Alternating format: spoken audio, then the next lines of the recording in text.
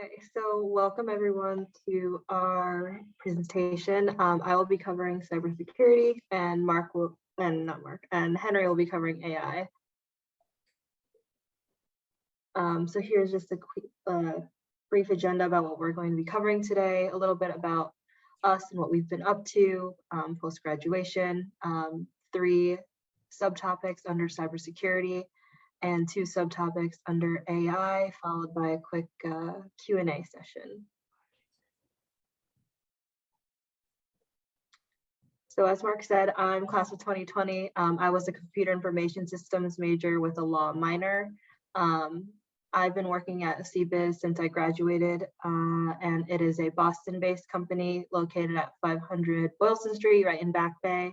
And I will be doing my presentation largely on work that I've done with my client, Ginkgo Bioworks.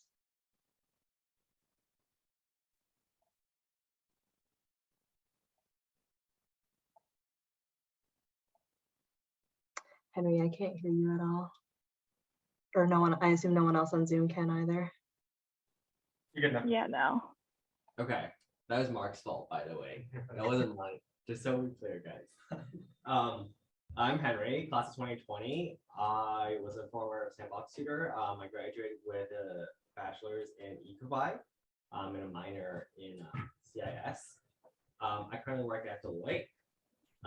I'm officially staffed to our accounting and internal controls offering within risk and financial advisory, but I'm currently working within the AI Center of Excellence, which is Deloitte's firm level group responsible for driving AI enablement across essentially all of Deloitte.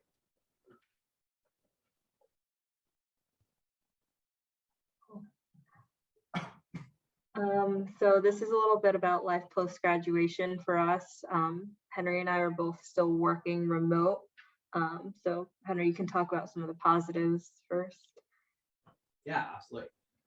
I would say, some of the major positives of working remotely are convenience. I think, as someone who has gone into the office once in a while, just every time I go in, I wake up that day and I'm like, oh man, like a long trip. And the weather in Boston is often, not so great sometimes, or the commute is rough. And so the convenience factor is huge. And I would say that Deloitte has done a really good job of sort of like incorporating and assimilating new hires into the culture, even though remote. So it's been really great to sort of get that almost best of both worlds, I would say.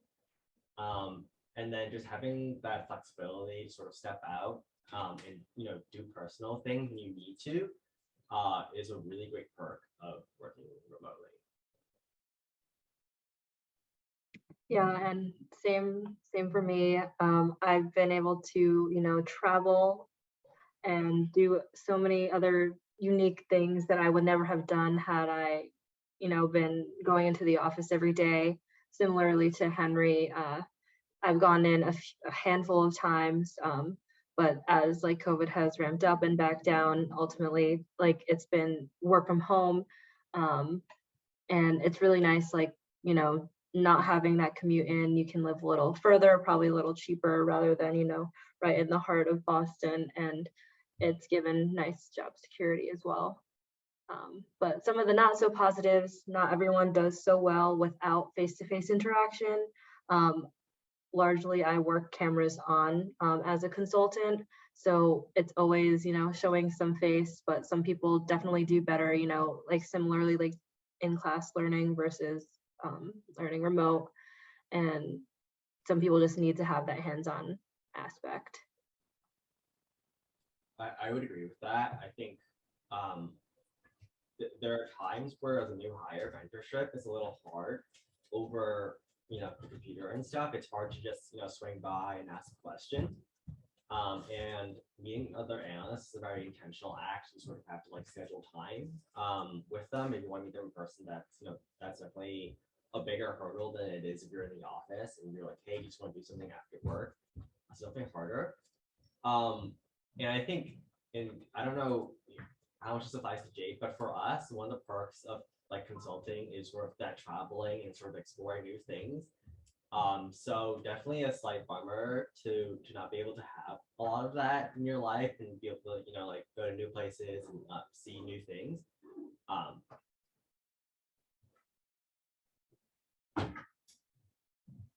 Next slide. So next, I'll get into the 3 subtopics that I have under cybersecurity. So first, like what is cybersecurity? It's something that encompasses so many different topics, but the definition according to IBM is the practice of protecting critical systems and sensitive information from digital attacks. And the 3 mini topics I'll be covering today are cyber resiliency, business continuity, and disaster recovery. So a little bit about cyber resiliency. It is the capability to bounce back, or the ability of an organization to prepare for, efficiently and effectively respond to, and recover from cyber threats.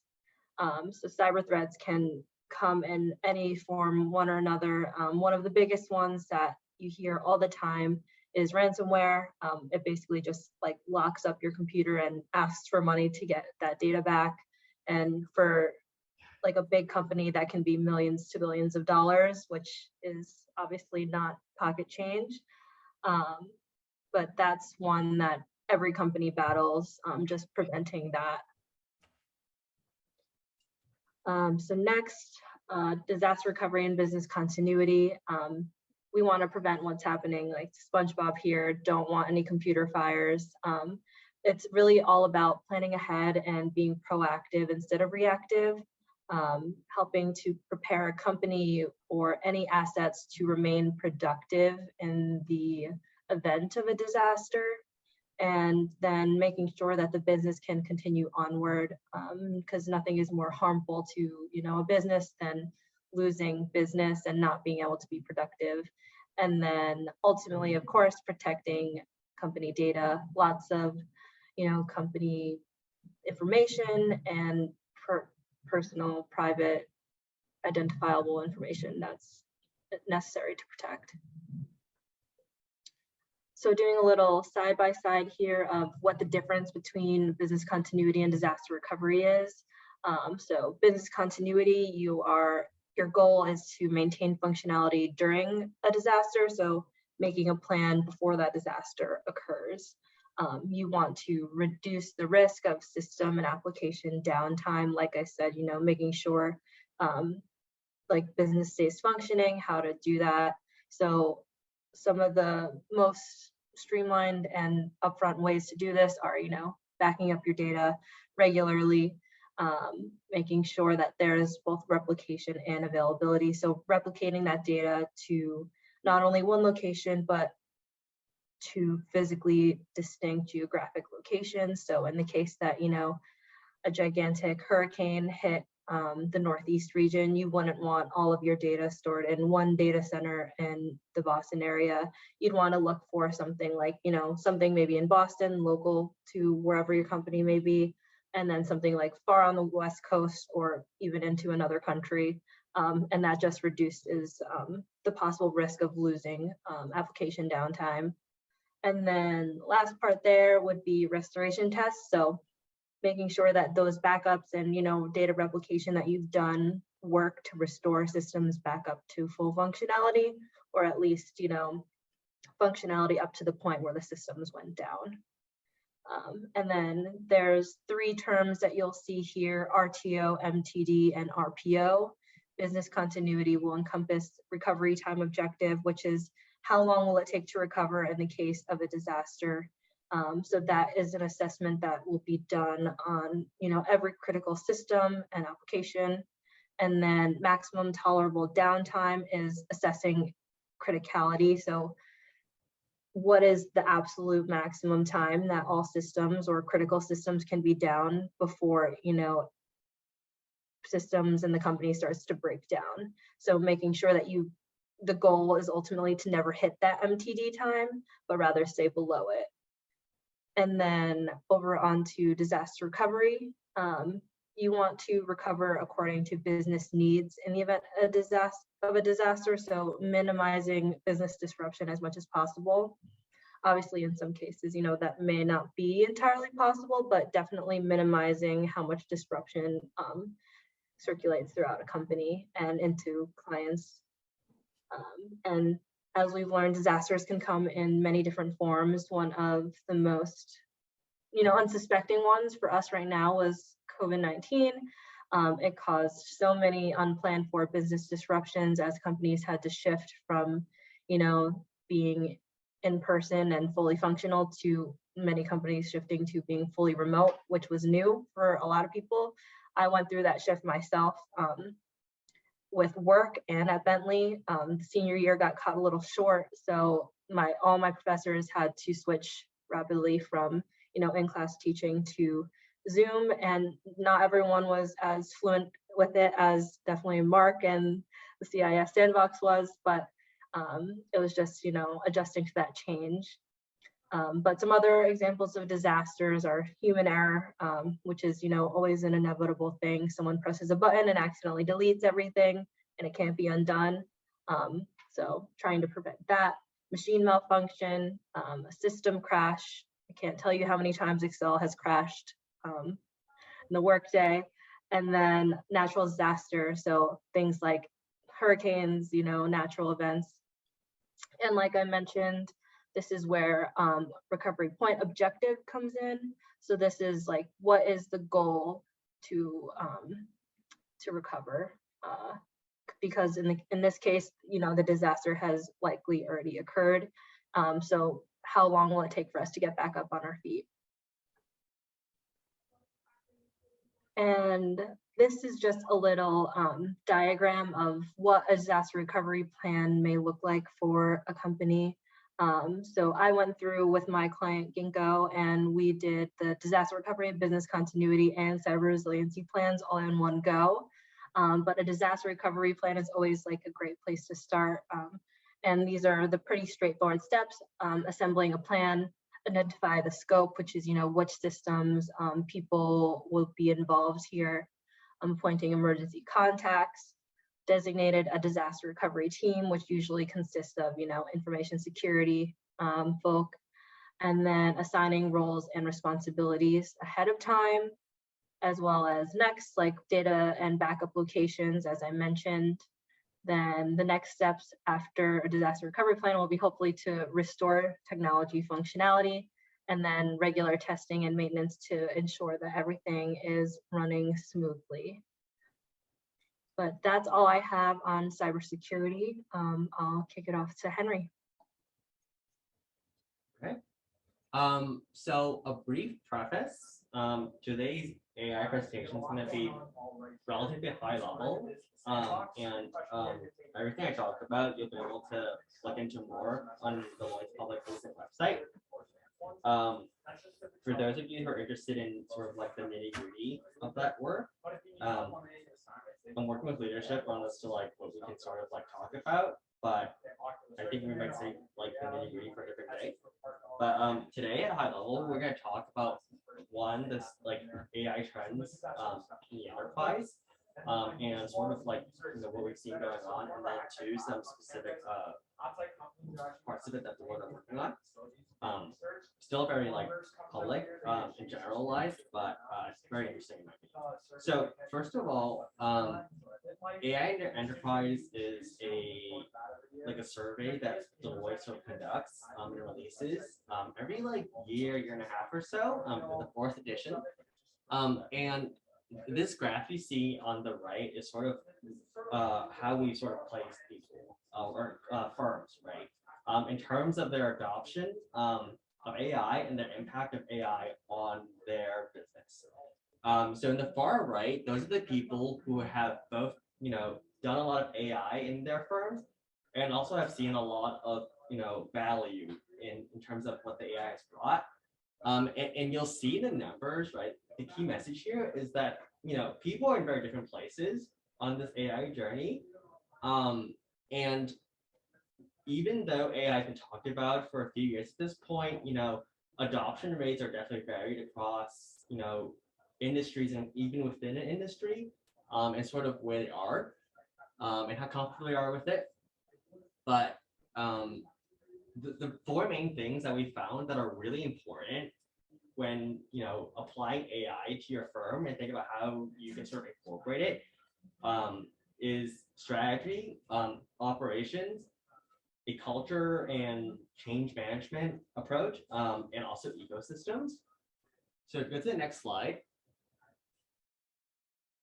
For strategy, what we've seen is that people talk about AI in terms of like, oh, like we're so excited, it's such a hot word, and they're like, how do we bring AI into our company? And people sort of think they're like, okay, like what can I do with AI, right? But it's really important to remember that your AI strategy needs to sit within your overall business strategy, right? Because when you're a firm and you're making money and you're selling a product or a service, right, that is what like your money comes from, and it's not the AI. You have to think about AI in terms of how that sort of enables you to achieve that global strategy, that business strategy, and just ensure that this AI strategy is not sitting out by itself, and then it makes sense for you. Second is to think about automation and innovation. So there's a big focus on robotic process automation, RPA, and sort of how can we automate different processes. So this is not quite exactly AI, but what I think is that a lot of people have really focused on sort of the efficiency gains that they can have gotten from that, from like roboticizing parts of it. And to be successful in AI, you have to move beyond that part. You can't just be like, this is how many hours we've liberated, or like how much less time it takes, or how fewer people it takes. It's about like moving beyond those quantitative gains right there and think about how to reimagine processes and look at different ways in terms of saying like, how do we change the customer service process, or how do we change how we achieve overarching objectives beyond just indexing on those efficiency gains. 3 is about having a vision and being able to share it, right? So if you're doing really cool things, tell the world about it. What we found is that talent, is really scarce, right? You probably read it in the news, right? It's really hard to hire. And if you're not telling people that you're doing really cool things and that they have an opportunity to join your company and do those really cool things, they're not going to pay attention to you. They're not going to apply to you because there's so many firms out there, so many startups especially, that are doing cool things, right? If you want a shot at hiring that talent and having them come to you, you have to be bold and loud about your vision, right? If you're doing really cutting edge stuff, like tell people that, right? Don't hide. And then 4th is iterating, and AI is obviously still relatively new. And so there are a lot of changes, right? So as an organization, you have to be very agile and moving, and always like re-inspect your process and go, okay, how do I improve like what has changed, and how does that change affect my company? So onto operations. This is quite closely related to the strategy part. There's a tendency that we found that sometimes we let our data science team, our AI teams, sort of take the lead in deciding how AI works for a company. But it's actually, good in a lot of cases to have your business people sort of make that call for you, because they're the ones who are trying to achieve those P&L objectives. They're the ones who are trying to bring the income in. So let them help you say, okay, this is what we need, and have your ML teams figure out how to incorporate AI. But don't just let your AI teams like decide to do whatever they want, because they don't always intersect with your business objectives. 2 is reimagine the process, right? Don't just automate. Don't just like, make the current process better. Think about, with AI, how can we get to the end objective in like possibly a totally new way? That's not to say you should always like move away from it, but just be open to that idea. And then last is to incorporate ML ops into the process. I think most places at this point have, robust like DevOps. They have engineering, you've got PMO team. But it's very much around, a different software development lifecycle that's not the same as the machine learning development lifecycle. And so you have to keep that in mind and understand the nuances and intentionally implement ML ops into your process. Can you explain what those are for people? Which one? ML ops? Yeah. So ML ops is sort of like managing your model development and your tweaking and your maintenance throughout the lifecycle process. And there are nuances to that are different than say if you were to develop an app or something where like you might have bugs and you iterate on that, you provide features. But for example, one of the big things about machine learning is you're fitting to data, you're using data to make a model. And what happens over time is as you ingest more and more data, your model sometimes drifts, is what we call it. And so the data sort of doesn't quite make sense anymore for the model. You've got to like adjust the parameters internally of your model to account for the fact that like whatever's going on in the world isn't quite the same as what was going on like 12 months or like a year ago. That's the same thing. I'm sorry. Essentially that's what we think about in MLOps. So next slide.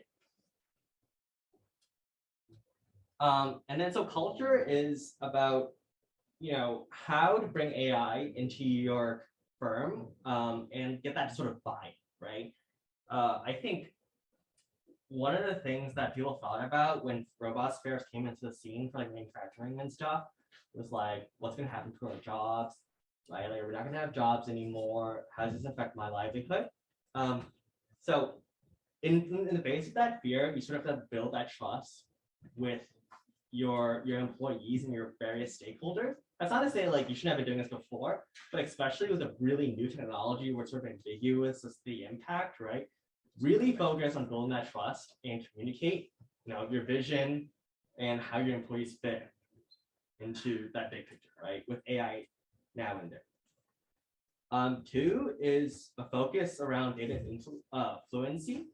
So what I think a lot of companies have done now is they're doing a lot of training for regular folks on data literacy, data skills, data analytics, right? So that even your rank and file, even if your regular job is not ML ops, right? If your regular job is not a machine learning engineer, and I'm not, I run the strategy side, and I have a technical team, but I still have to be fluent in sort of like the overarching ideas about how machine learning models work, so the limitations, right, and design and stuff, so that I can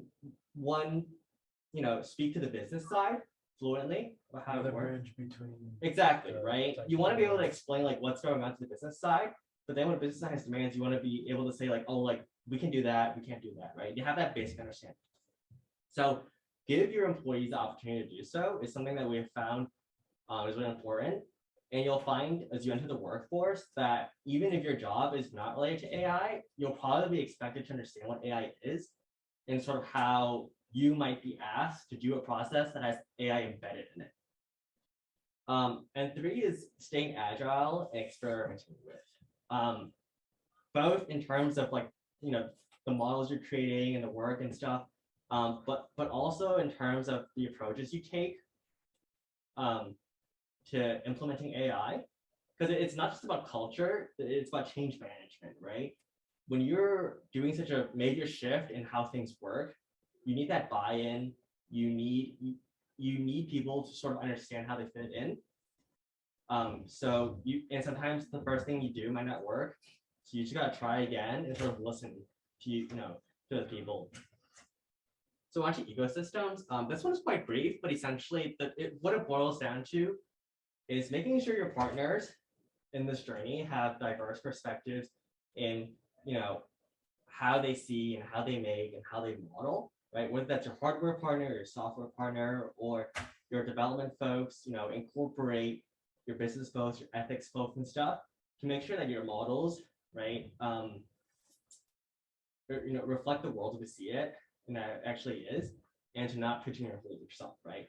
And then second is to sort of diversify, don't put all your eggs in one basket when it comes to developing models or having products and stuff.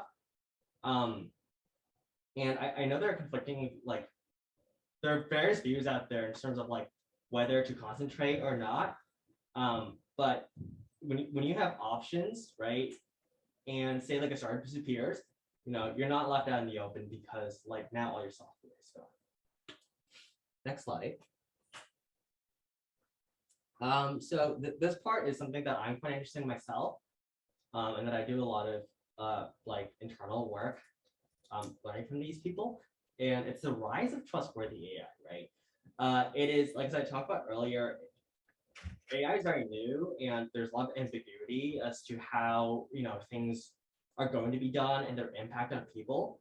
So, and what we found is that there are a lot of driving forces towards why people care about AI model development.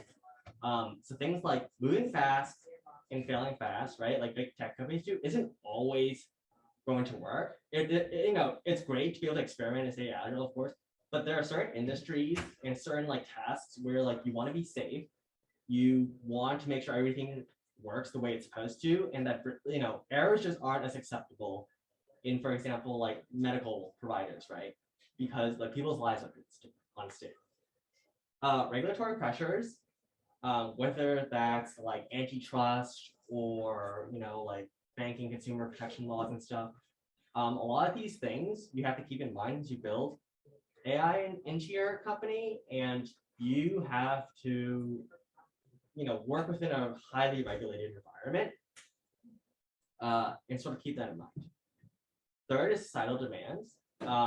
So I think that's especially present now. And like when you build an AI model, you have to make sure that what you're doing like achieves that sort of bar or standard in terms of fairness, in terms of biasness, and whether you are taking steps to address that, right? And then when things go wrong, like who's accountable, right? Because if the decision is made by an AI and that's not a person, like you can't sue a person, you can't arrest a person. I mean, there's nobody to arrest because it's a program, right? And sort of figuring out who's accountable. And so our 6 pillars here, and you can read about this a little more on our website, is sort of thinking through those different parts, thinking about how to make things fair and transparent, how to value privacy, right? Not just because there's GDPR out there, not just because of the California Privacy Act, right? But because privacy is like inherently good, right? And then, how to make sure that you've taken the steps to decrease the amount of bias in your system, and then who you hold accountable when things go wrong. So that's the end of my part.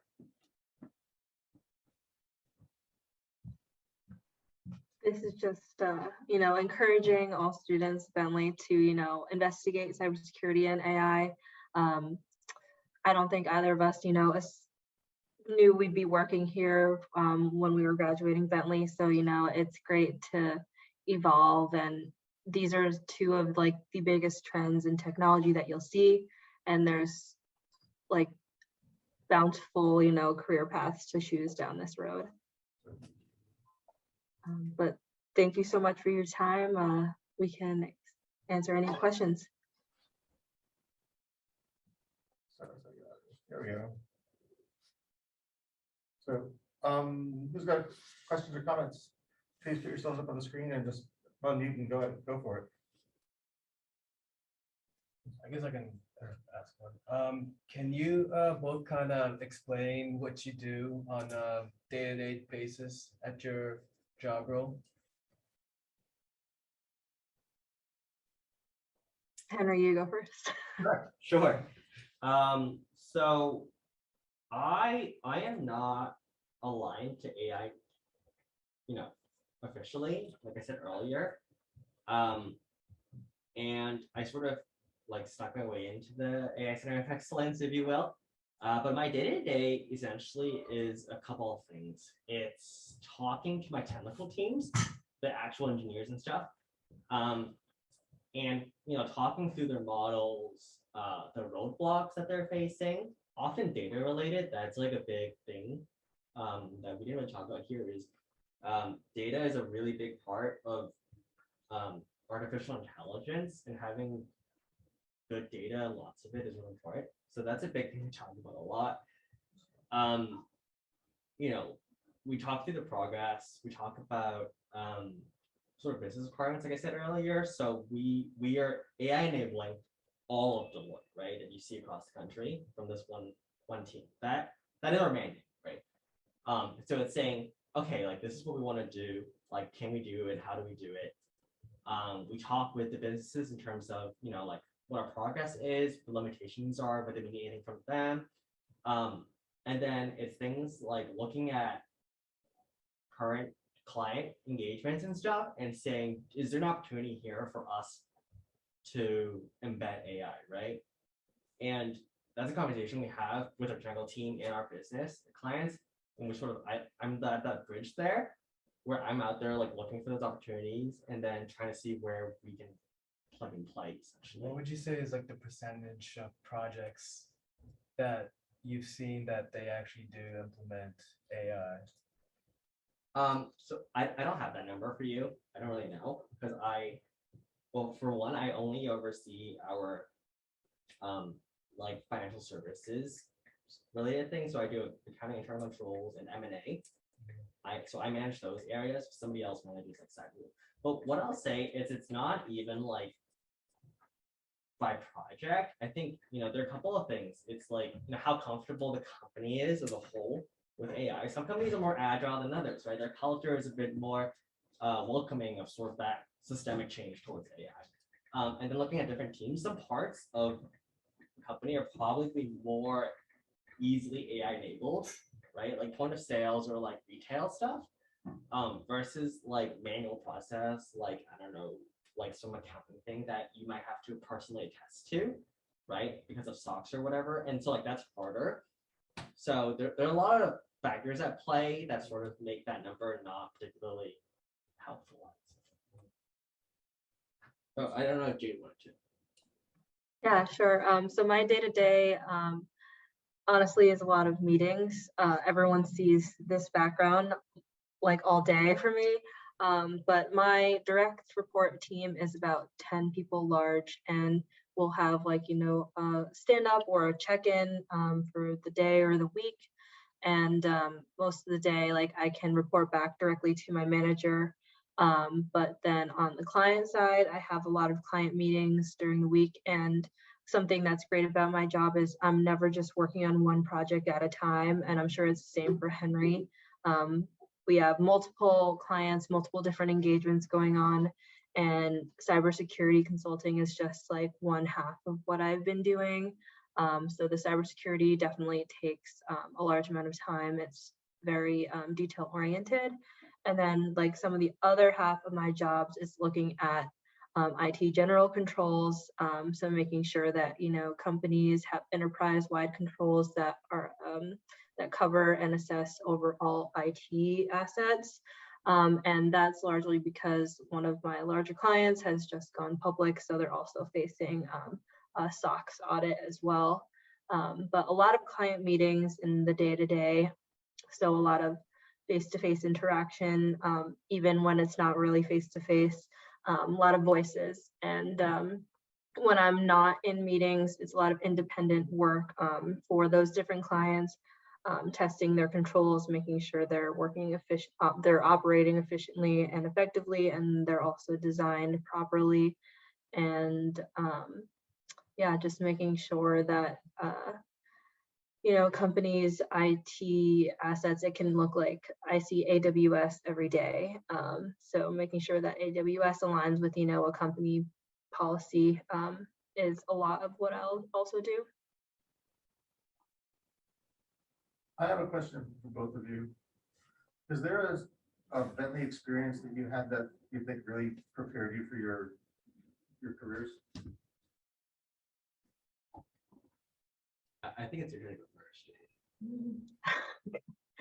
I would say that the class that prepared me the most for my professional experience was actually a class I took with Professor Yates. I think it's CS 230, or is that Python? Python. 40. Whatever his networking class was. I don't remember the number, but the class that I took with Professor Yates was by far the most challenging course of the CIS major, and it was by far the most beneficial. It was just very technical and showed me and proved to me that, this was what I wanted to do. My next adventure will definitely be something that's more technical, as that class definitely piqued my interest a ton, but also any of the database and Java classes definitely showed my passion for technology. So I wouldn't say a particular like class test or anything was particularly instrumental. But I will say that, the Bentley emphasis on having that well-rounded, like this education where you sort of like do a little bit of marketing and accounting and stuff and finance, is really helpful for a role like mine, especially where I'm looking at how to drive AI enablement across all different offerings of Deloitte. And like, I'll be honest, a lot of it within those offerings, I don't really get what's going on. Like, I have no clue how to do tax. Like, my balance sheet's didn't really balance in GB 112. But like having that base understanding of how the process is, right, is really helpful when you're thinking about like where you can sort of drive AI or even do any sort of improvements. Just having that basic understanding of how the process like might work. Context, right? Right, context and like understanding of the pain points and stuff, and being able to relate to those people, and talking to them and understanding when they tell you like this is where we try to get AI, you're like, okay, I get it, right? Because like balancing your balance sheet really sucks. Yeah, I had a follow-up question. Sorry, I had a follow-up question. So like, are you supporting like internal teams, like maybe the audit teams with AI stuff and trying to improve their process, or are you providing like a consulting service to like external clients and trying to like improve maybe their internal controls, like apply AI in that? Does that kind of make sense? Yeah. I would say it's more of the former, but not entirely. And the reason for that is the Center of Excellence is responsible for driving AI enablement of Deloitte services. So technically internal, right? We're trying to, figure out where in our current, offerings and services we can sort of, AI enable and make things maybe a little better, a little more efficient, liberate some hours, whatever, right? But part of my job is also doing that go to market, right, with our clients, like our clients, and saying, like we have this new process that's going on, and figure out whether or not that's something we can apply to them, right? Like you had this really manual process, we try to fix it, in the COE or Deloitte, I guess, as a whole, it's open to saying like, how can we build something for you guys to sort of fix that? I would say mostly internal, but we do that as a department. Good, thanks. I have a question. So you said you're working there's a center of AI that you, so how did you get to that? So one of the things that is really good about Deloitte is that if there's something you really want to do, you'll probably get a chance to do it. Not necessarily right away, and the path there sometimes, it's not a linear path. But for me, I had done a lot of AI stuff from the minute I stepped into the firm. I got interested in AI when I started at the firm.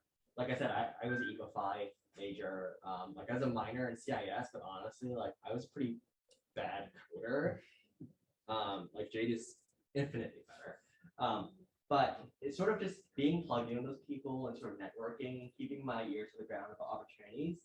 And this one just came through my email, honestly, and they were like, we're hiring someone. And I was like, please me, please, please, please. And here I am.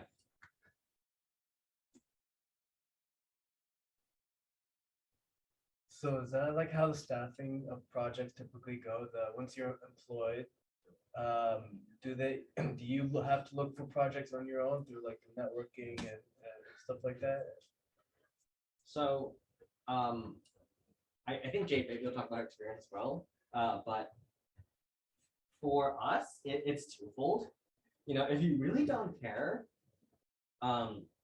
your staffing resources will probably put you on a project, right? Because they want you to be out there, right, working with clients. So they don't want you to just sit around and pay. But if you want to do something in particular, you might have to go out and look for it. You have to network your way, right? Especially if it's not within your purview. Like for me, like I'm in accounting and internal controls, not really AI. So for me to sort of get into the COE, I sort of have to actively look to do that. Yeah.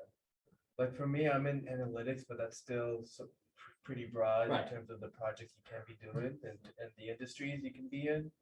So for someone like me who isn't really specialized in a particular industry, but wants to experience different industries and kind of see which one works for them the most, do they like help you throughout the process and seeing which is the best fit for me and stuff like that? Absolutely. If you want to sort of explore different industries or do something like, say you're in consumers and you want to do tech, right? You want to go work for tech clients, express that, go start looking for those projects. And even if you're like, you come out and you're like, data analytics is not my thing, I want to do something else. You can say that as well. I don't know what the staffing experience at CBIZ is, Jade, if you want to speak to that. Yeah, so coming in as a new hire, I kind of like was assigned projects just based on like my education. So as a CIS major, I had like the more technical IT background. But then from there, as I like was working with different clients and like my strengths started to shine through with various, technologies, assets, all different subject matters. My managers kind of pivoted me towards this cybersecurity route. Not everyone on my team has done the same work that I have, and vice versa. I haven't done the same work that other team members with me have. But it's great. Like Henry said, there's lots of business development opportunities, and it comes down to seeking it out yourself if it's not something that's already a part of like your company's engagements. I know Deloitte's a much bigger firm than CBIZ is, so they have a wider variety of different clients than we will have, but there's so much diversity out there. Things in data analytics, things in like both Deloitte and CBIZ are predominantly accounting firms, but I've never really touched the accounting world myself. So it's a matter of like taking things into your own hands and making sure you speak what you want to do. And there's lots of companies that will offer rotational programs that will rotate you through different fields if you're uncertain of like what you want to do, and then you can choose to stay like once you like take liking to one over another. I want to thank everybody for coming and participating and sitting in and joining us today. Big thanks for Jade and Henry for coming as well. Round of applause.